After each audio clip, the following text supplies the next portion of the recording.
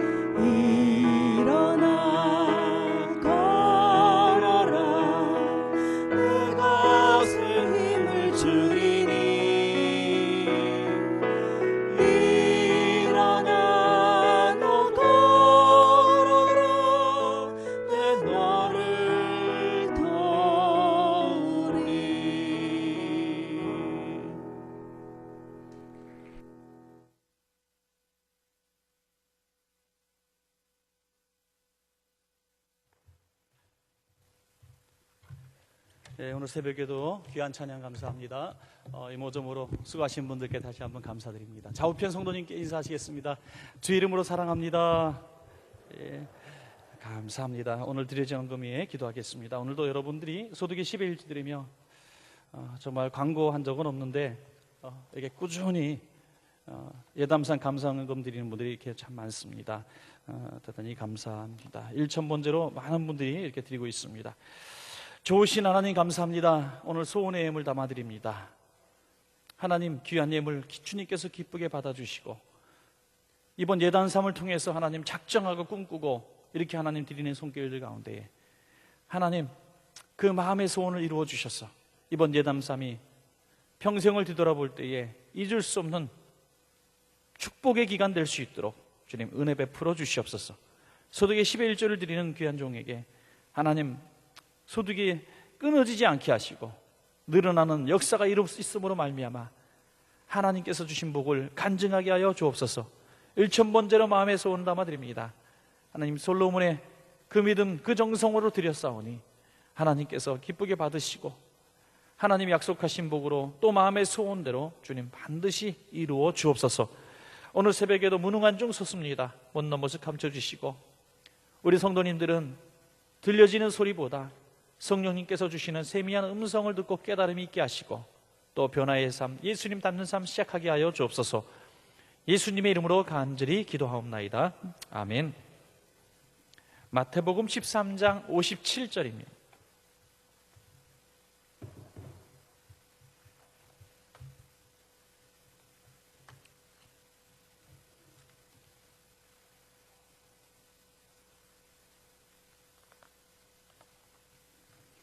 마태복음 13장 57절 우리 한 절입니다. 같이 읽습니다. 시작. 예수를 배척한지라 예수께서 그들에게 말씀하시되 선지자가 자기 고향과 자기 집 외에서는 존경을 받지 않음이 없느니라 하시고. 아멘. 우리가 자녀들을 생각할 때에 우리 자녀들은 늘 뭔가 좀 불쌍하고 또 연약하고 실수투성이고 믿을 만한 구석이 별로 없어 보여서 늘 염려를 합니다. 그런데 우리 자녀의 친구들이 때로는 자녀에게 뭐 편지나 카드 같은 거 써놓은 거 보면은 믿어지지가 않죠. 야, 너가 있어서 든든해. 뭐 이런 얘기라든지 난 너로 인해서 뭐 예수님을 알게 됐어. 뭐 이런 얘기 들으면 이게 다른 집 애이겠지. 이런 생각이 들 정도로 우리는 잘 모릅니다. 왜? 우리는 우리 자녀를 키울 때 깐난아기 때부터 대소변도 못 가릴 때부터 그렇게 우리가 교육시키고 길렀기 때문에 늘 우리 마음속에 어린아이가 있을 뿐이지 아무리 장성해도 늘 부족해 보이는 것이 부모 마음이죠. 편견이라고 하는 겁니다. 편견. 그것이 편견이다. 그 때에 맞게 그 상황에 맞게 그분을 인정해야 되는데 자 그것이 안 되는 것입니다. 오래전에 그 브라질에서 콜롬비아로 매일같이 오토바이 타고 이제 국경을 건너는 사람이 있었어요. 할머니가. 그래서 이건 틀림없이 밀수범이다라고 생각을 하고 오토바이를 아주 그냥 샅샅이 검사합니다. 뭐 웬만한 구석구석 다. 근데 이 할머니가 이상한 것은 꼭 트렁크 오토바이 뒷자리에다 뭐 짐을 한 보따리 실어가는 거예요. 별것도 아닌 짐들이에요. 그러니까 그 짐에 뭔가 미술품이 있을 거여서 짐을 보느라고 정신이 없는 거예요. 매일같이 짐을 봐도 짐에는 별 문제가 없는 거예요. 그래서 이 세관원이 이제 은퇴할 때가 됐어요. 은퇴. 아주 할머니하고도 친해졌습니다. 아주 오랜 세월 그 오토바이 타고 하니까. 그래서 할머니 나 이제 내 이름은 은퇴하는데 내 진짜 궁금해서 그런다고. 할머니 아무 이유도 없이 매일같이 그런 별것 않은 짐들을 매일 나르냐고. 도대체 밀수품이 뭐냐고 그랬더니 살짝 아무한테도 발설하지 않는다는 조건으로 얘기해 줍니다. 내가 밀수한 것은 그 뒤에 짐이 아니라 오토바이였다고 이렇게 얘기합니다. 한평생을 매일같이 오토바이를 한 대씩 밀수를 한 거예요. 그런데 뒤에 짐을 실어놨기 때문에 짐의 본질이 있는 줄 알고 세관원은 짐만 뒤졌지 오토바이가 매일 바뀌는 것은 몰랐다는 거예요. 편견 때문에 치우친 생각 때문에 오토바이가 밀소품이라는 사실을 아무도 몰랐다는 거예요. 갑자기 머리가 막 복잡해지는 분들이 있습니다. 지금 이제 나도 외국 갔다 올 때. 여러분 삶의 기준이 편견이 될 수 있습니다. 편견은 한가운데로 치우친 한쪽으로 치우친 그런 생각이라고 하는 것이죠. 우리가 아름답다, 불쾌하다, 뭐 고맙다, 싫다, 이런 모든 감정도 공평하지 않다는, 대부분이 똑같지 않다는 겁니다. 그것도 편견 중에 하나라는 겁니다. 제가 세상에 봐도 정말 이해할 수 없는 아이돌의 복장이 애들은 막 좋아 죽는 거예요. 막 너무 멋있대요. 요즘에 그 청소년들 스타들 텔레비전에 나오는 거 보면요, 너무 잘생겼다는 거예요. 저는 우리 교회 집사님 아무나 붙들어도 그보다 잘생긴 것 같아요. 이상하게 생기고 좀 이상하게 좀 특징이 있고 좀 평범한 사람이 보면 그냥 이쁜 게 잘생긴 게 아닌데 걔들은 너무너무 멋있다는 거예요. 이게 그런 말투나 그런 태도가 멋있다는 거예요. 그러니까 이것도 편견이죠. 우리들이 야, 저것도 음악이냐? 저게 무슨 음악이야? 미친 광란이지. 이렇게 얘기하는데 애들은 그게 음악이라는데 어떻게 알아요? 예. 저는 음식을 좀 가리지 않는 편입니다. 그래서 뭐든지 잘 먹습니다. 근데 이를테면 뭐 브라질 가서 왕개미도 저는 막 씹어 먹었습니다. 잘 먹었어요. 또 뭐 메뚜기도 먹을 줄 알고요. 또 홍어 아주 세게 삭힌 것도 잘 먹어요. 그런데 그렇게 그런 음식을 먹기까지는 저는 부단한 노력을 했습니다. 무슨 노력을 하냐? 음식에는 편견을 갖지 말자. 그냥 먹으면 먹는 거지. 음식이 뭐 좋아하는 음식만 먹고 내가 좋아하는 거 싫은 걸 미리 편가르게 해놓으면은 한평생 그 음식 못 먹어보지 않겠어요? 그래서 안 먹어본 음식 먹는 게 행복이잖아요. 그러니까 외국 가면은 현지식 같은 거 안 먹어본 거 좀 내놓으라고. 예. 한번 먹어보고 경험해보는 것이 너무나 중요하고, 보지 못했던 것들, 느끼지 못했던 것들, 그런 것들을 느끼는 것이 여행의 즐거움 아니겠습니까? 편견을 버리면 새로운 것들이 보이기 시작하는 것입니다. 부부 사이에도 편견이 너무 있습니다. 당신은 그래서 안 돼. 너희는 그래서 안 돼. 이렇게 편견을 너무 일찍 가져버리는 겁니다. 그 절대적이라고 생각하는 그것 때문에 우리는 많은 갈등을 겪습니다. 우스갯소리인지 몰라도 어느 교회가 이제 그렇게 큰 교회는 아니었던 것 같아요. 교회를 잘 이렇게 조금 지었습니다. 지어가지고 이제 몇십 명 되는 교인이지만 열심으로 교회를 예쁘게 졌어요. 입당하려고 하는데 입당할 때 한 가지 사건이 생겨서 이 땅의 즐거움은 다 사라지고 교인들이 두 패로 갈리게 됐다. 무슨 이유냐면 초청장이 맞냐 초대장이 맞냐 이거 갖고 싸우다가 뭐가 맞습니까, 여러분? 우리도 한바탕 해볼까요? 초대장이 맞냐 초청장이 맞냐 갖고 교인들이 마음이 상해가지고 그걸 마음이 이제 다 상해버린 거예요. 이미 봉합이 안 됩니다. 그래가지고 그걸로 인해서 교회가 부흥이 되지 못했다는 얘기입니다. 예수님도 편견에 가득한 사람들을 만나셨습니다. 오늘 저와 여러분도 세상에 살면서 편견에 가득 차 있는 사람들을 꾸준히 만날 겁니다. 꾸준히 만나요. 그러니까 우리 너무나 일찍 결정해요. 저 사람은 나 상종 안 할 거야. 한번 내 마음 그 사람의 못이 박혔기 때문에 나 박 집사님, 김 집사님하고는 나 얘기 안 할 거야. 나 그 사람은 구역 같은 거 되면 큰일 나는데 뭐 이렇게 편견을 다 갈아놨어요. 근데 예수님도 그런 사람들을 만났다는 겁니다. 자, 예수님은 어떻게 그 편견의 문제를 처리하셨을까요? 오늘 예수님 닮을 살기를 원하는 저와 여러분이 편견에 대한 예수님의 처리 방법을 배우고 우리도 예수님 닮기를 주 이름으로 축복합니다. 첫째는 두 가지입니다. 첫째는 예수님은 스스로의 마음을 다스리셨습니다. 편견에 대한 그 마음을 다스리는 능력이 있으셨습니다. 오늘 읽으신 예수님의 배척에 대한 얘기가 마가복음 6장에 비슷하게 기록되어 있습니다. 마가복음 6장 3절에 이 사람이 곧 예수님이 마리아 아들 목수가 아니냐, 야고보와 요셉과 유다와 시몬의 형제가 아니냐, 그 너희들이 우리와 함께 여기 있지 아니하냐 하고 예수를 배척한지라.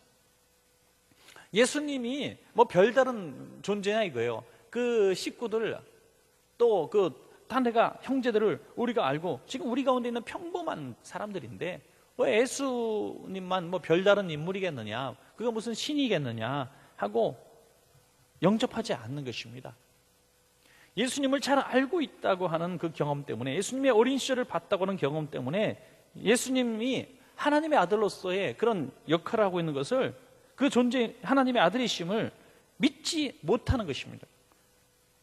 오늘 본문 58절을 읽지 않으셨습니다만 58절을 보시면 그들이 믿지 않음으로 말미암아 거기서 많은 능력을 행하지 아니하시니라.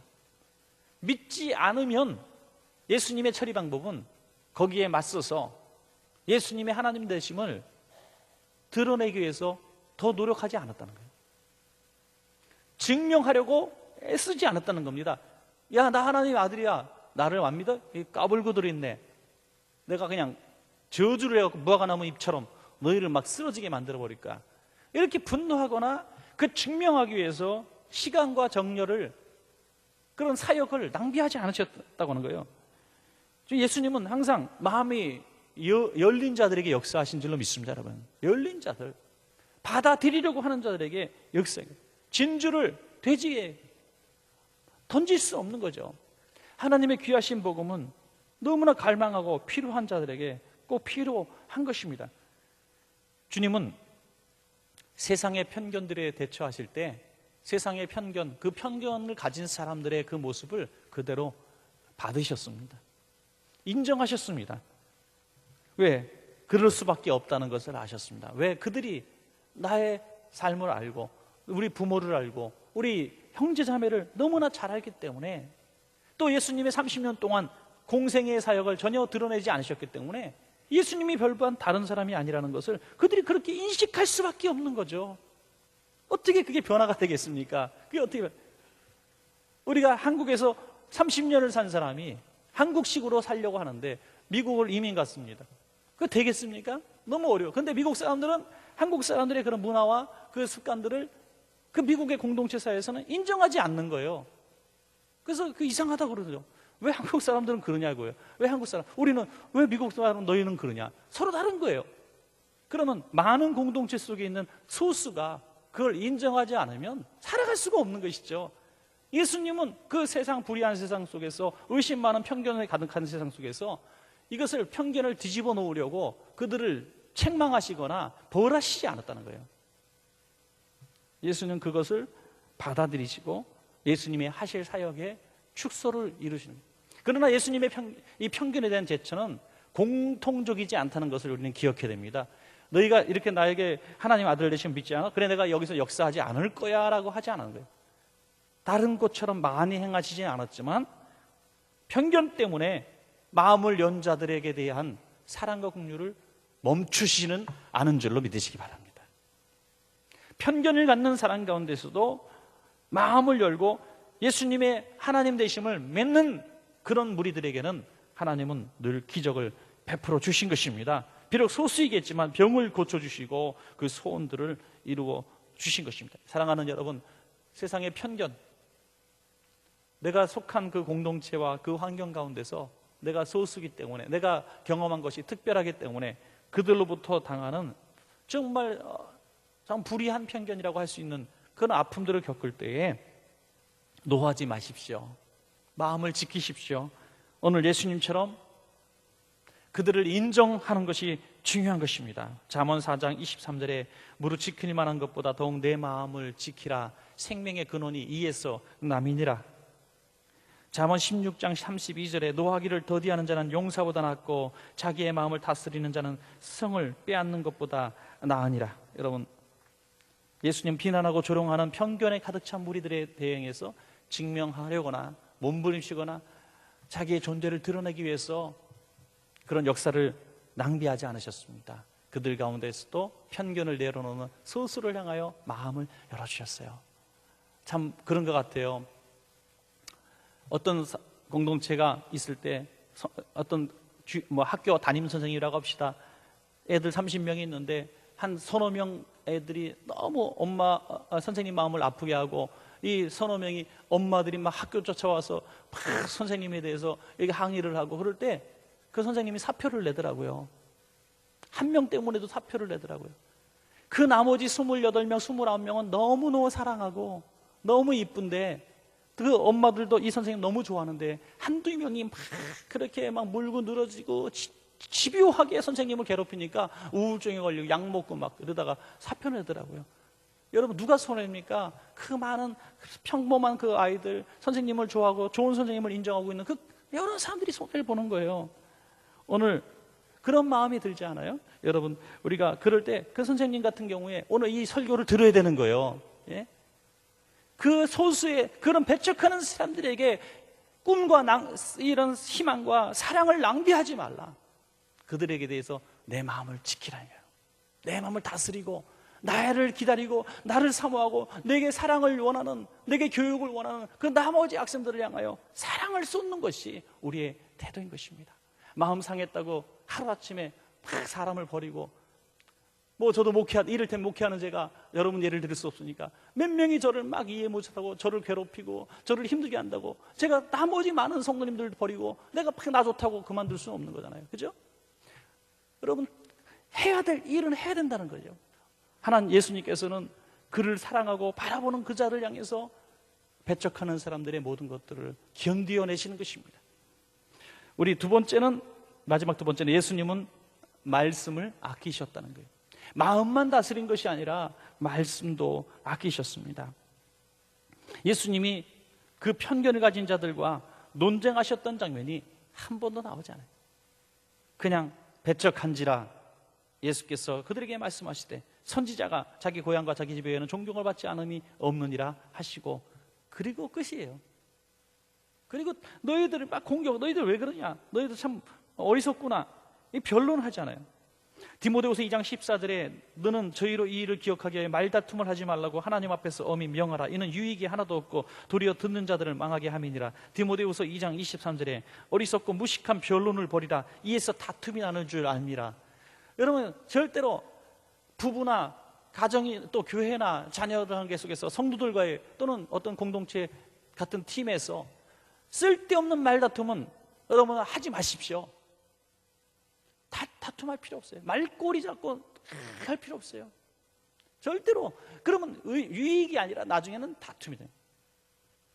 사실 우리가 큰 것들을 놓치잖아요. 큰 것들을 놓쳐요. 남북 대화도 이번에 전 국민에게 실망을 이렇게 주고 있습니다만은, 사실 누가 잘못했다 잘했다 그런 얘기는 여기서 논할 필요는 없지만은, 말 다툼 때문에 보이지 않는 엄청난, 국민들이 바라보고 있는 엄청난 것들을 사실 우리는 놓쳐가고 있어요.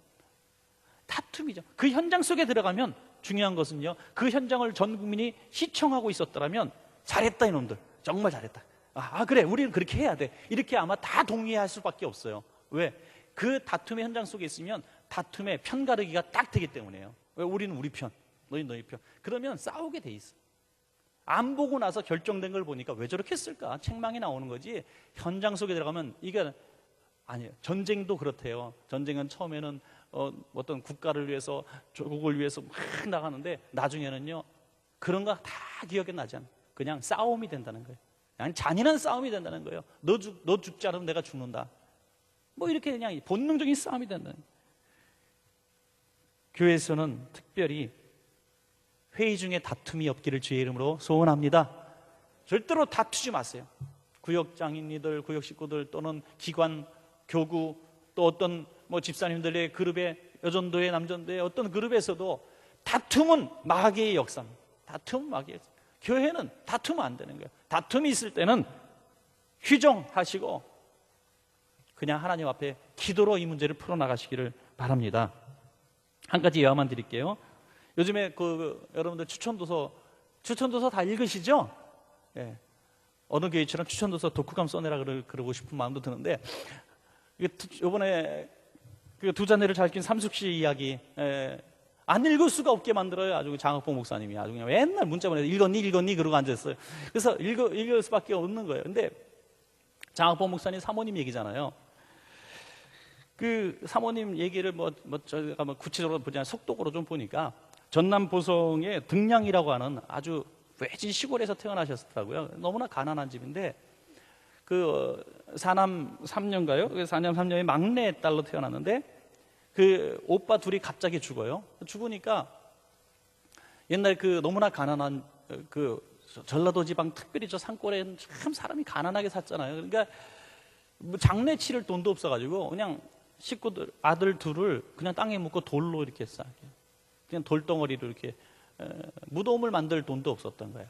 근데 그 상황을 너무나 처참한 이런 가정 환경이, 등량이라는 건 전 들어보지도 못했어요.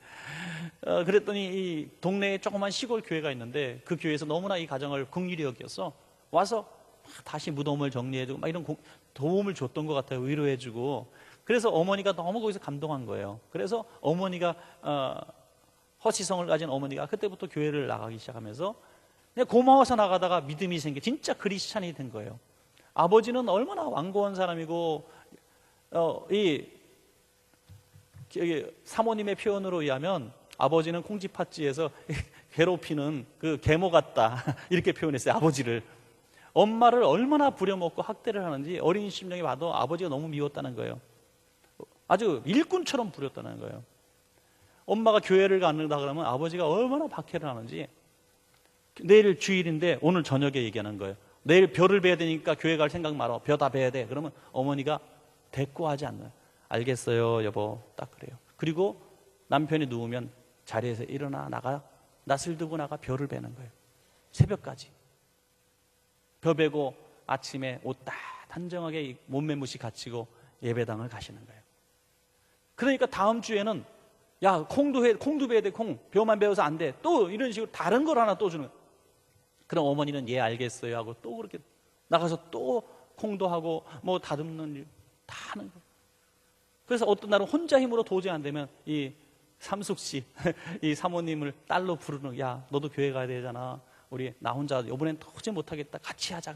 그럼 둘이서 밤새도록 엄마하고 딸하고 그걸 하고 아빠는 펄펄 술 먹고 자고 있고 일하고 이렇게 수차례를 했다는 거예요.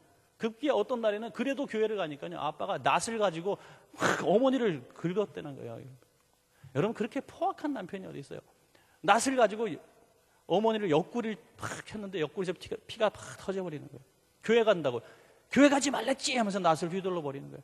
그러면 또 대항하지 않고 어머니는 쓰러져 가지고 피나는 것을 붙들고 또 신음하더라.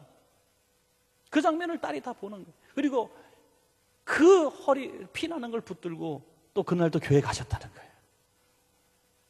그런 가정에 이런 명문가의 가정이 된 줄로 믿으시기 바랍니다. 여러분 얼마나 정말 결혼식을 하는데 담임 목사님 동생하고 결혼한 거거든요. 자기가 섬기는 이제 오르간 반주를 전혀 배운 적이 없는데 중학교 때 그냥 배우지 않고 반주를 하는 은혜를 주신 거예요. 이번에 음악성을 주신 거예요. 그냥 오르간에 처음 앉았는데 들은 연주가 나오는 거예요. 하나님이 주신 거예요. 그래서 반주자로 나중에 음대를 가고 교회에서 반주자를 하는데 반주 사역을 하면서도 교회에서 정말 하나님이 주신 은사라고 사례비도 한 번도 안 받은 적이 없다는 거예요. 그러면서 평생을 반주자로 사역을 하면서 하나님이 주신 달란트를 바치니까 너무 가난한 시골에서 올라온 촌에서 올라온 여자 누가 아무도 알아줘요. 그런 담임 목사님이 동생을 소개시켜 준 거예요. 동생을. 그래서 담임 목사님 동생하고 결혼을 했는데 담임 목사님의 가정은 600명이 왔고 자기 집 식구는 20명이 왔어요. 결혼식 때. 이렇게 비길 수 없는 가정. 물론 그 반대한 집안 식구들도 있지만은 그래도 그렇지. 600명 대 20명. 이렇게 기우는 집안에 결혼을 한 거예요. 그런데 지금은 그 아들들이 둘 다 예일대학교 전체 학사, 석사, 박사 다 장학금으로 돈으로 따지니까 10억이 넘는 돈을 전부 하나님의 은혜로 장학금으로 공부하는 역사가 일어난 줄로 믿으시기 바랍니다. 명문가가 되는 거예요.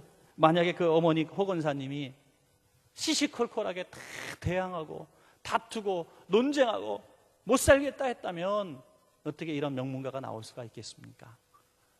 인내하며 그 편견을 인정하고 당신은 그럴 수밖에 없지. 내가 만난 예수님을 못 만났으니까 그럴 수밖에 없지.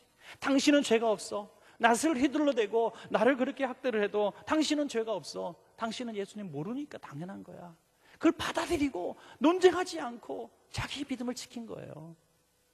그래서 그런 좋은 역사가 있는 겁니다. 오늘 사랑하신 여러분, 오늘 저와 여러분에게 있어서 편견을 갖고 덤벼들고 무례하게 하고 우리를 힘들게 하는 무리들에 대해서 우리 마음을 다스리고 우리 입술을 다스리며 우리의 길을 가게 되면 반드시 하나님이 도와주셔서 승리하여 하나님께 영광이요 우리에겐 복이 될 줄로 믿습니다. 우리 다 같이 오늘 주신 찬양 부르시고 오늘 주신 말씀 기억합니다. 나에게 대해서 편견을 갖고 덤벼드는 그들을 향하여 하나님 나도 예수님 닮았어. 나를 다스리겠습니다. 미워하지 않고 내 마음을 다스리겠습니다. 내 입술을 잘 제어하겠습니다. 그리고 나의 길을 가겠습니다. 이렇게 기도하시고 20일 동안 작정하고 기도하는 그 제목도 꼭 붙들고 오늘 기도하시다가 자유롭게 또 돌아가시겠습니다.